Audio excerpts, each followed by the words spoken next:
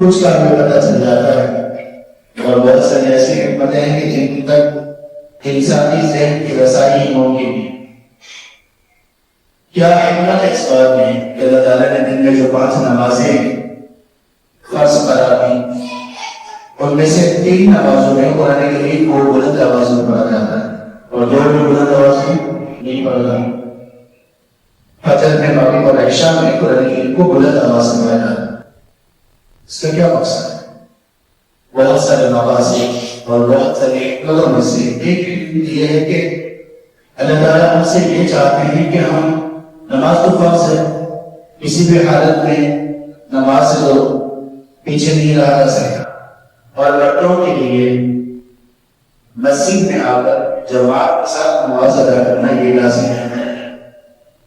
تو عشاء کی نماز 5 نمازوں میں سے 8 نماز، اور اس کے بعد جب ہم نے سونا ہو، آرام کا وقت ہونا چاہیے۔ اسلامی لائف سٹائل میں عشاء کی نماز کے بعد یا تو مہمان کی مہمان نوازی ہے، یا علمی دروس کا مراجعہ ہے، یا کوئی امت کا کوئی بڑا اہم کام ہے تو ٹھیک ہے، ورنہ عشاء کے بعد سونے کا وقت ہے۔ ہم دن بھر میں کام کرتے ہیں، مغرب کے وقت اپنے گھروں میں عموماً مغرب میں بھی ہم قرآن سنتے ہیں۔ اللہ تعالیٰ ہمیں کچھ نصیحت کرتے ہیں، جب ہم قرآن سنتے ہیں تو سورۃ الفاتحہ کے علاوہ کچھ اور مقامات بھی پڑھنے یہ شریعت کا حصہ قرار دیا۔ اللہ کے رسول صلی اللہ علیہ وسلم عشاء کی نماز میں عموماً سورہ شمس اور سورۃ الفاتحہ کی تلاوت کریں۔ عشاء کی نماز آخری نماز، اس کے بعد سونے کا وقت، اور آپ کو بلند آواز سے قرآن اس لیے سنایا گیا کہ یہ ہدن ہے، یہ فرقان ہے، یہ شفا ہے کہ بندے اپنے سونے کے لیے جا رہا ہے، زندگی کا ایک دن تیرا اور کم ہو گیا، اور اب تو جو سونے کے لیے جا رہا ہے تو یہ تیری موت کے لیے ایک پریکٹس ہے، ایک یاد دہانی ہے۔ یہی سبب ہے کہ سونے سے پہلے کے جو اذکار اور دعائیں ہیں ان میں نیند کو نیند نہیں کہا گیا، موت کہا گیا۔ بسمک اللہم اموت واحیا، یہ نہیں کہا گیا کہ بسمک اللہم انام واحیا، اللہ میں آپ کے نام کے ساتھ سوتا ہوں اور اٹھتا ہوں۔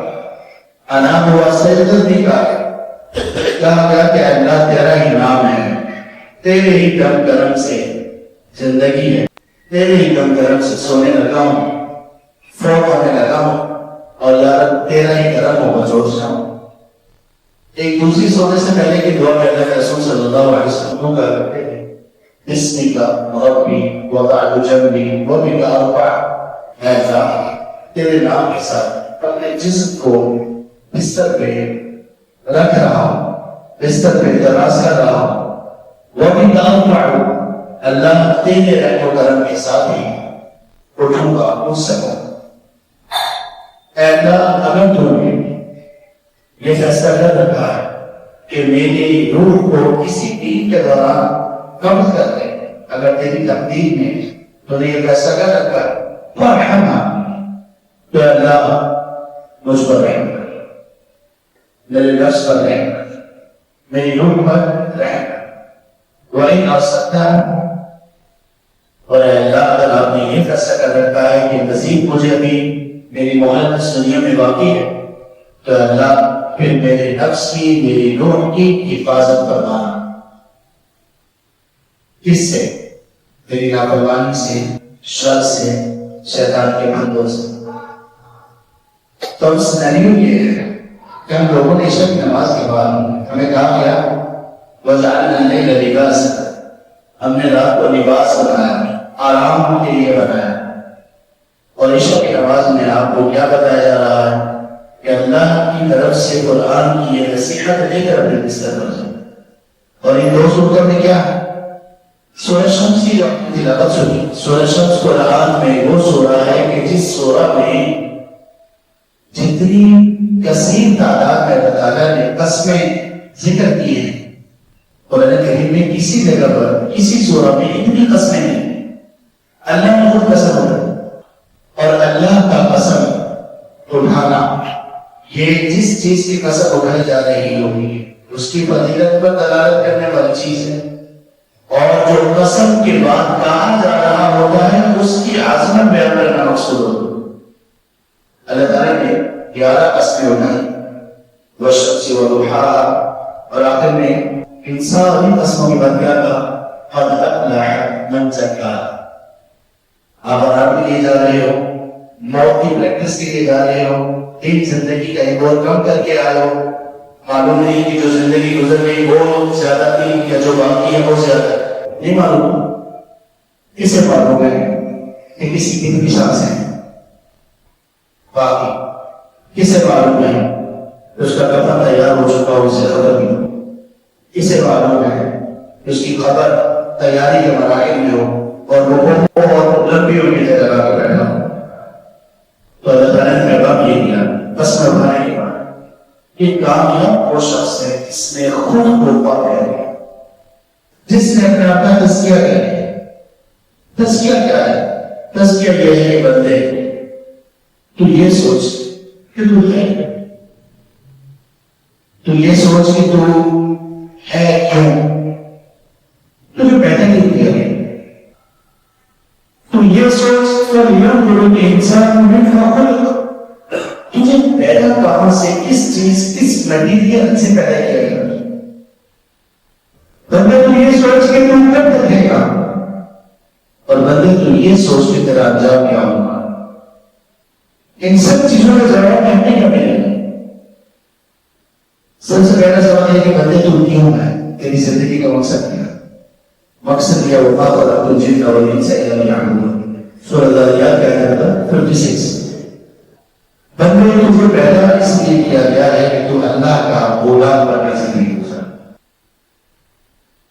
میں کیا ہوں، یعنی میری تخلیق کس چیز سے؟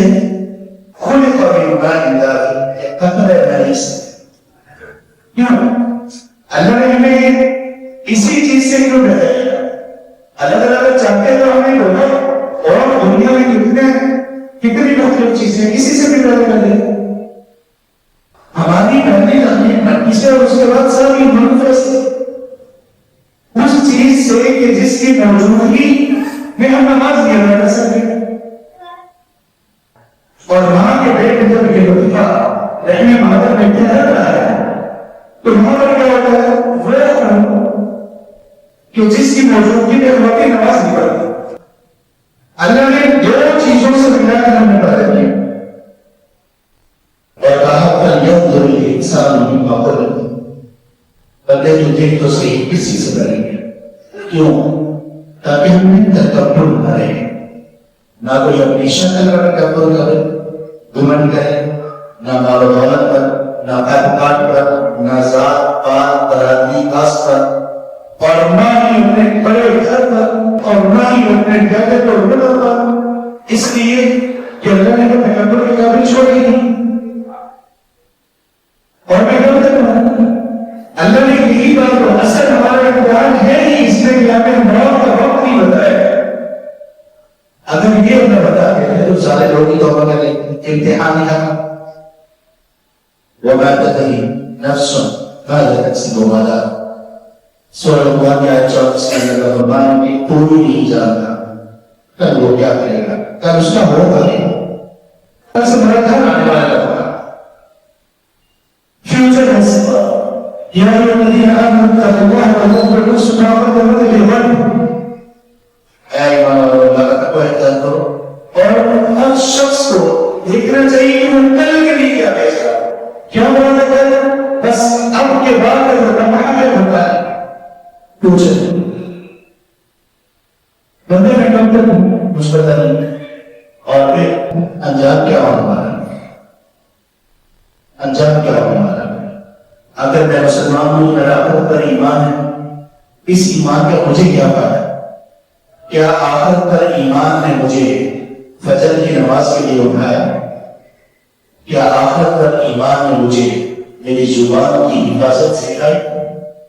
کیا آخرت پر ایمان نے مجھے پاکیزگی، حیا، سچائی، امانت، دیانت، یہ سب چیزیں وجہ سے کریں.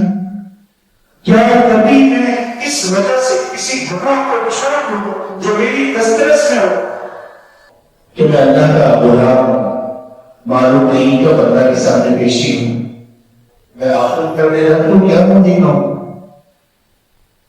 یہ آیات کن کے لیے ہے وَلِمَنْ خَافَ مَقَامَ رَبِّهِ جَنَّتَانِ، جو اللہ کے سبحان اللہ جو اللہ کے سامنے کھڑے ہونے سے ڈرے گا. کیوں نہیں نام حیات تو اللہ نے بنا جو ان باتوں کو سوچ کر اپنی زندگی کو پاکیزگی، حیا اور ایمان کی راہ چلاتا ہے، وہ بندے نے اپنے آپ کو پاک صاف کیا. اور پھر سورہ لیل میں کیا فرمایا ان سعیکم لشتیٰ، بندے تمہاری کوشش نہ کرے. ہم یہاں جتنے لوگ بیٹھے ہیں مجھے سن رہے ہیں، ہم سب نے آج جو کیا سب کی کوششیں کرتے رہے، سب کے مقاصد بڑھتے رہے. آج ہم اس دن گزارے ہیں وہ تھوڑے لمحے کے لیے رات کو بستر پر جب دراز ہوتا ہے تو تھوڑے گھنٹے کو موبائل کو سائڈ پر رکھ کر اللہ کے سامنے تھوڑا سا اپنا محاسبہ کر لیا کہ آج پورا دن کس کوشش میں گزرا، کیا اللہ کی رضا کی کوشش میں تھی، کیا رسول کریم صلی اللہ علیہ وسلم کی اتباع کی کوشش میں تھی، کیا آخرت کے گھر کو بنانا جس کو اصل زندگی کہا گیا کیا وہ بھی کوشش میں تھی.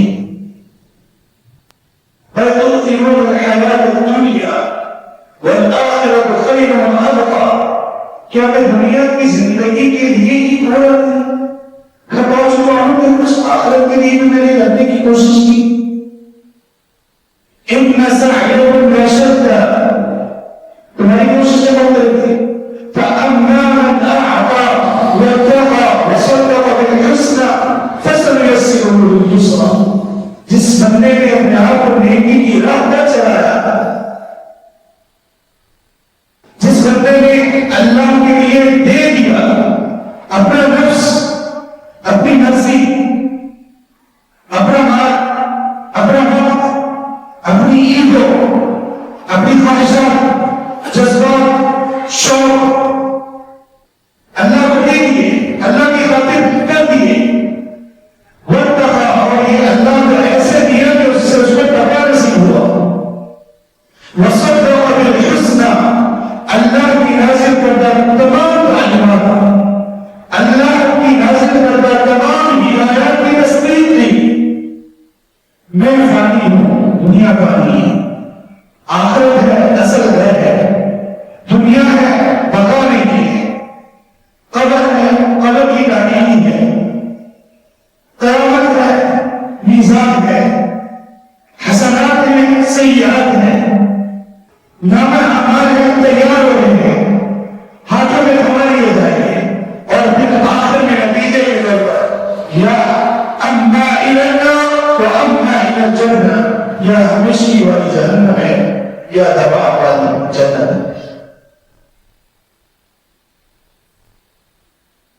جس شخص نے اس طرح سے زندگی گزاری فَسَنُيَسِّرُهُ لِلْيُسْرَىٰ، اللہ کہتے ہیں ہم اس کے لیے نیکی کی راہ آسان کریں گے. ہمارے نوجوان سمجھتے ہیں، کہتے ہیں، محسوس کرتے ہیں بڑا مشکل ہے حیا کو مینٹین رکھنا، ایمان کو بچانا. بڑے بھی سمجھتے ہیں کتنے لوگ ہیں زبان سے کہتے ہیں جھوٹ کے بغیر کاروبار نہیں ہو سکتا، فراڈ کے بغیر آگے نہیں بڑھ سکتے. اللہ اکبر، اللہ اکبر، یہ ہم کہتے ہیں، ہمارا نفس کہتا ہے. اللہ کیا کہتے ہیں؟ صدق بالحسنى، جس نے اللہ کی ساری تعلیمات کو سچائی، صداقت، حق اور نوری تعلیمات کی تصدیق دی. اللہ کہتے ہیں فَسَنُيَسِّرُهُ، بہت دیر چلی بہت جلد ہم اس کے لیے نیکی کی راہیں آسان کرتے ہیں. وَأَمَّا مَنْ بَخِلَ، جس بندے نے بخل کیا، اللہ کی راہ میں اپنے نفس کو، اپنے پیٹ کو، اپنے مال کو، اپنے وقت کو خرچ کرنے سے روک دیا، وسطنا، اور پھر اللہ کی رحمت اور اللہ کی مغفرت سے بے پرواہ ہو گئے، کوئی بھی ضرورت دیکھا جائے گا ہوگا نہ نہیں دیکھی جائے گی، اللہ کا مغفرت ہے۔ مسجد میں سجائے ہوئے لوگوں کے لیے میرے لیے حی علی الصلاۃ، بندہ ہو رکھا ہے، مخلوق ہو رکھی ہے، گناہ بھی تجھے اللہ کی کرنی تھی، گناہ کسی اور کا بچ چکا، حی علی الفلاح، آؤ یہ نماز ہے جس میں فلاح ہے۔ نظر میں تمہیں کہا جاتا ہے الصلاۃ خیر من النوم، بندے تیرا رب کہہ رہا، تیرے رب کی طرف سے پیغام ہے، تیری دین کچھ نہیں، تیری نماز میں دین سے بہت بہتر۔ اس اللہ کی محبت نے مجھے یقین روکا ہے، جو بندہ بے پرواہ ہو گیا، اللہ کے سامنے خرچ کرنے سے رک گیا، وَقَدَّرَ بِالْحُسْنَى، اور اس نے اللہ کی آیات کو، تعلیمات کو جھٹلایا، زبان سے اپنے عمل سے۔ دیکھی جائے گی، موت آئے گی تو سر نہیں بنتے، قیامت ہوگی دیکھی جائے گی، آخر نبی کی امت میں سفارش ہو جائے گی، بخشے جائیں گے نہیں۔ جس بندے نے اس گناہ کی زندگی کو اپنے لیے چنا، اس کے لیے ان کے گناہوں کی راہیں آسان ہو جائے۔ کسی بھی بڑے سے بڑے گناہ کے درمیان رکاوٹ کیا ہوگی؟ دل میں وہ ایمان کا ایک ذرہ یا حیا، جس بندے نے اس ایمان اور حیا کو کراس کر دیا، آگے ساری در سکتا ہے۔ آگے پھر تنقید کرنی ہے، اس کی دنیا بھی تنگ ہوگی، اس کا دل بھی تنگ ہوگا، اس کا قلب بھی تنگ ہوگا، اور اس کی قبر بھی تنگ ہوگی، اس کی آخرت بھی تنگ ہوگی، انجام کچھ کرنے والا والعیاذ باللہ۔ اور اس سورہ کا اختتام کیا ہوا؟ اِلَّا ابْتِغَاءَ وَجْهِ رَبِّهِ الْأَعْلَىٰ، جس بندے نے زندگی کیوں گزاری اللہ کی راہ میں، اپنے آپ پر، اپنے نفس پر، اپنی صلاحیتوں پر، اپنے مال پر، کسی پر احسان پر اس طرح سے کیا کہ کوئی احسان جتانے والی کوئی دولت تک اس میں نہیں، اس لیے سب کچھ کیا اِلَّا ابْتِغَاءَ وَجْهِ رَبِّهِ الْأَعْلَىٰ، اپنے اس سب سے بلند ترین، اعلیٰ ترین رب کریم کے چہرے کے دیدار کی خاطر کیا، اللہ کی خوشنودی کے لیے کیا، نہ کسی کی تعریف مقصود ہے، نہ کسی کی خوشامد مقصود ہے، نہ کسی کی حمایت مقصود ہے۔ اگر مقصود ہے مجھے رب کریم کی رضا مقصود، صرف رب کا پیار مقصود ہے، جنت میں اس رب کے چہرے کو، اپنے خالق و مالک کے چہرے پر ایک نظر پڑتا ہے، یہ مقصود ہے۔ جس نے یہ زندگی گزاری وَلَسَوْفَ يَرْضَىٰ، اس کا رب بہت جلد اس پر راضی ہونے والا ہے۔ انجام کیا ہوگا کی غذا ہو؟ اللہ کے رسول صلی اللہ علیہ وسلم نے فرمایا، صحیح بخاری وغیرہ کی حدیث، جنت والے جنت میں جب چلے جائیں گے، اللہ کی نعمتوں سے محظوظ ہو رہے ہوں، اللہ تعالیٰ اپنے بندوں سے ایک ایک کہیں گے کہ ایک وعدہ ہے جو میں نے ان سے کر رکھا تھا، آج اس کو بڑھا دیا جائے گا۔ جنت میں کہیں گے یا رب الم تبیض وجوہنا، اللہ آپ تو ہمارے چہروں کو منور نہیں کر دیا، ہر نعمت ادا ہو چکی ہوگی، مجھے بھی یاد ساری نعمتیں مل گئی، وَلَكُمْ فِيهَا مَا تَشْتَهِيهِ الْأَنفُسُ وَلَكُمْ فِيهَا مَا تَشْتَهِيهِ الْأَنفُسُ وَتَلَذُّ الْأَعْيُنُ، جو نفس خواہش کرے گا ملے گا، آنکھوں کی لذت نصیب ہوگی،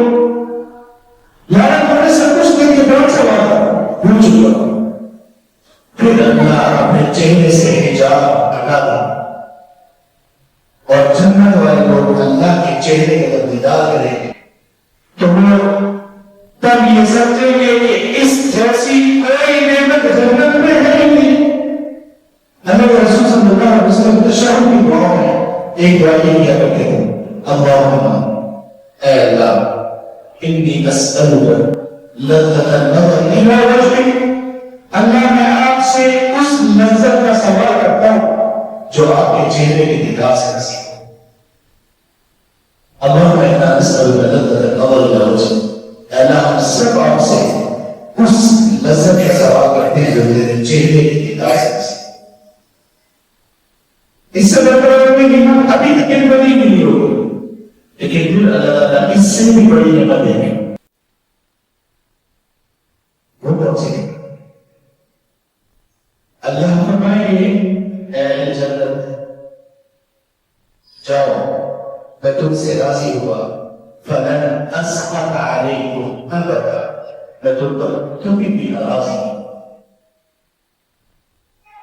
کہا ابتداء سورہ جو عشاء کی آواز میں دوسری طرف میں پڑھی جاتی ہے، آخری آیت کیا ہے؟ وَلَسَوْفَ يَرْضَىٰ، بہت جلد آپ کا رب راضی ہو جائے۔ یا رب آپ سے یہ استدعا کرتے ہیں، آپ اپنے جود و کرم سے، آپ اپنی رحمت کی بلندی اور یا رب آپ اپنی صفات کی قابلیت اور اپنے اسماء الحسنی کے وسیلے سے ہمیں اپنی رحمت اور نظام عطا فرما۔ یا رب جانتے ہیں، یا رب مانتے ہیں، اقرار اور اعتراف کرتے ہیں اس قابل نہیں ہے، اعمال اس قابل نہیں کہ یا رب میرا صاف نہ کیا جا سکے، کسی بھی قابل نہیں، لیکن یا رب تیرے جود و کرم، تیری سخاوت، تیری وسیع مغفرت، تیری بے پایان رحمت، اس کے بڑے ہی امیدوار ہیں۔ اے اللہ اپنی رحمت نصیب کر دے، اپنی رضا نصیب کر دے۔ آمین یا رب العالمین۔ سبحانک اللہم و بحمدک، اشہد ان لا الہ الا انت، استغفرک۔